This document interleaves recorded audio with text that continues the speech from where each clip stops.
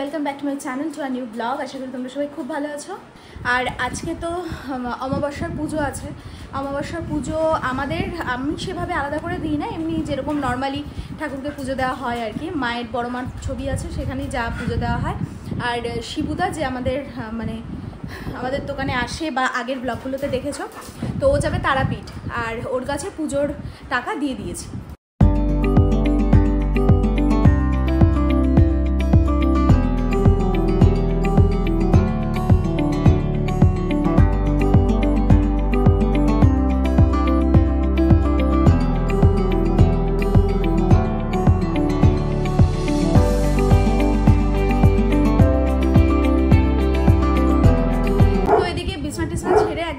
Complete. আজকে সুব্রত দাঁতের সেলাইটা কাটাতে যেতে হবে। ওরে বাবা, রাস্তা দিয়ে লোক যাচ্ছে, দেখো অবস্থা, কেউ যাওয়ার উপায় নেই, লেজের স্পিড বাড়িয়ে ফেলছে, কি বলবে। তো এদিকে ওকে আবার নিয়ে যেতে হবে, ওই মোটামুটি 2টো কি 1:30 নাগাদ যাবো আর সেলাইটা কাটাতে, কারণ অনেকদিন হয়ে গেল, বারবার করে বলছি, তবু যেতে চাইছে না। মানে আজ যাবো কাল যাবো এরকম করছে, ভেবেছে নিজে নিজে খুলে যাবে, বাট নিজে নিজে খোলেনি।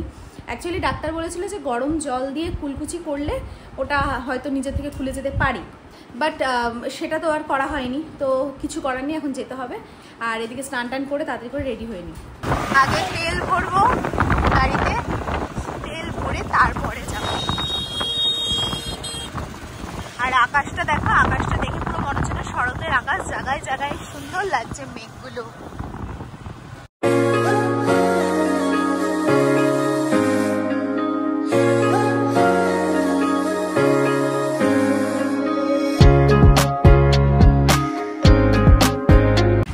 দুদিন ধরে তো বৃষ্টি পড়ছে না, এবার যেহেতু বৃষ্টি পড়ছে না তো রোদ্র উঠছে, আর পুরো পুজো পুজো একটা ভাব কিন্তু চলে এসেছে। মানে আকাশ বলেই দিচ্ছে শরৎ এসে গেছে, জায়গায় জায়গায় মেঘ পুরো একদম দারুণ লাগছে।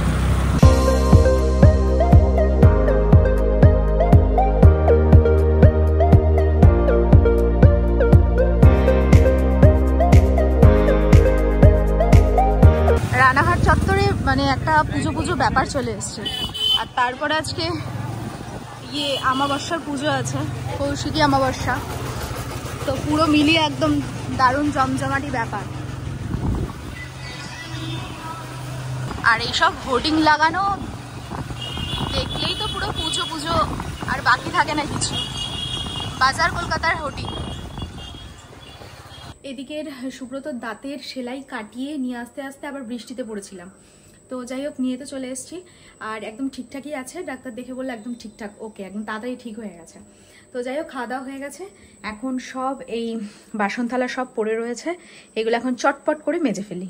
আর এক্ষুনি আমাদের কলের মিস্ত্রি আসবে, মানে অ্যাকোয়াগার্ডের মিস্ত্রি দাদা আসবে। অ্যাকোয়াগার্ডটা আবার খারাপ হয়ে গেছে, তো এটাকে ঠিক করবে।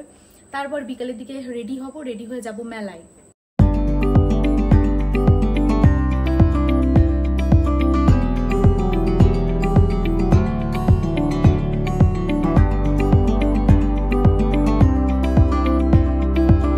তো এদিকে অ্যাকোয়াগার্ডটা তো পুরোপুরি দেহ ছেড়ে দিয়েছে। এটা এখন কাজ হচ্ছে, পুরো একদম খুলে এটাকে পুরোপুরি ঠিক করা হচ্ছে। দুদিন ধরে তো অ্যাকোয়াগার্ডটা, মানে দুদিন না কয়েকদিন যাবতই খারাপ, আর কালকে রাত্রি থেকে পুরো দেহ ছেড়ে দিয়েছে। এখন এটাকে না ঠিক করলেই নয়।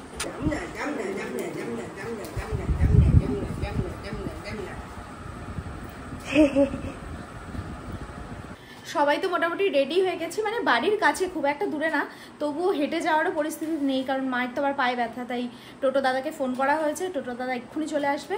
এবার যাই, ওই আধ ঘন্টা কি 1 ঘন্টা থাকবো, ঘুরে টুরে, যেহেতু তারামার পুজো হচ্ছে, একটু দেখে আসি। টাটা টাটা, থাকো, বাড়িঘর দেখে রাখো, ভাইকে দেখে রাখো, এই যে ভাই, থাকো থাকো থাকো থাকো থাকো। আজকে সবাই মিলে কৌশিকী অমাবস্যা পালনে চললাম, মানে তারাপীঠ তো আর যাওয়া হলো না, তবুও মানে তারাপীঠের মতোই এখানে। তো যাই দেখে আসি একবার।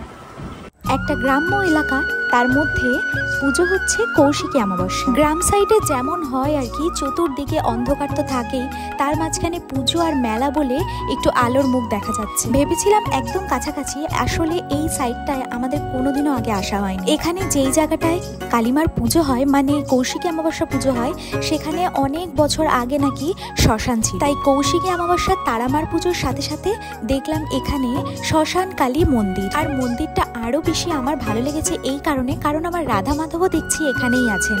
আর রাধা মাধবের মুখটা যে সুন্দর দেখতে, আর তেমনই মন্দিরটা দেখতে সুন্দর। সবাই মিলে এবার একটু গেলাম মন্দিরের ভেতরে।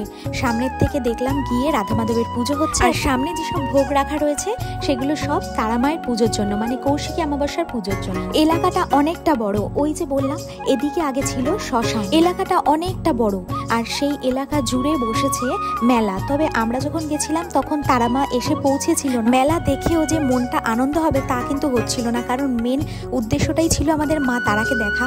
কিন্তু দেখো সামনে ফাঁকা আসন, মা তারাকে তখনও পর্যন্ত আমরা দেখতে পাই। তো মনটা কষ্ট নিয়ে চলে গেলাম মেলার দিকে। আর এখানে দেখছি অনেক দোলনা বসেছে ছোট ছোট বাচ্চাদের জন্য, আর এদিকে খাওয়ার দোকান তো ভর্তি, মানে মেলা মানে তো খাওয়ার দোকান থাকবে। তো আর কি, সোজা চলে গেলাম মেলার দিকে। আর নানান রকমের খাবার দাবার দেখে আমার মেয়ের তো চক্ষু চড়ক গাছ। তবে মেলার থেকে যে জিনিসটা খেলাম আমি আর আমার শাশুড়ি, সেটা হচ্ছে মথুরা কেক। আর এই মথুরা কেক তোমরা কে কে খেয়েছো কমেন্ট সেকশনে অবশ্যই জানি। গরম গরম ভেজে দিচ্ছিল, আর খেতে কিন্তু অসাধারণ। মানে যে কোনো মেলাতেই মথুরা কেকের টেস্ট কিন্তু সব জায়গাতে একই রকম থাকে। জানি না এটা কি করে সম্ভব, মানে এক একজনের হাতে তো এক একজনের এক এক রকমের টেস্ট হওয়ার কথা। প্রত্যেকটা পিস 10 টাকা করে, দাম কিন্তু সেরকম একটা নয়, কিন্তু খেতে অসাধারণ। আমি দুটো নিয়েছিলাম, আমি আর শাশুড়ি মা খেলাম। আর এদিকে মাম্মাম কিছু ক্লিপ আর গার্ডার দেখছি। মেলায় গিয়ে যদি কিছু না কেনা যায় মনটা কিন্তু এমনিই খারাপ হয়ে যায়। নিজেদের জিনিস যতই থাকুক না কেন, এই দাদারা কিন্তু অনেক আশা নিয়ে একটা দোকান খোলে। আমার মনে হয় প্রত্যেকটা মানুষেরই নিজের সামর্থ্য অনুযায়ী কিছু না কিছু কয়েকটা দোকান থেকে কেনা উচিত।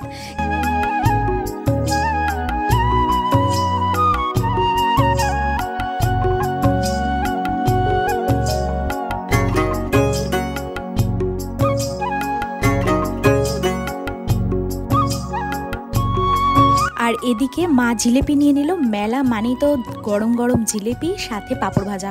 এখানে পাঁপড় ভাজা বসেছিল না, বাট পরে হয়তো বসেছিল, আমরা অনেকটা আগে গেছিলাম। আমরা ওই জিলেপির দোকানের দাদাদেরকে জিজ্ঞেস করছিলাম, তারা বলল যে আর কিছুক্ষণ বসে যেতে, মা তারা এক্ষুনি আসবে। মনের কথা কিন্তু একদম সকালে শুনে নিয়েছে মা তারা। আর কিছুক্ষণ দাঁড়িয়ে থাকার পরই দেখছি চলে এসেছে আমাদের তারা মা।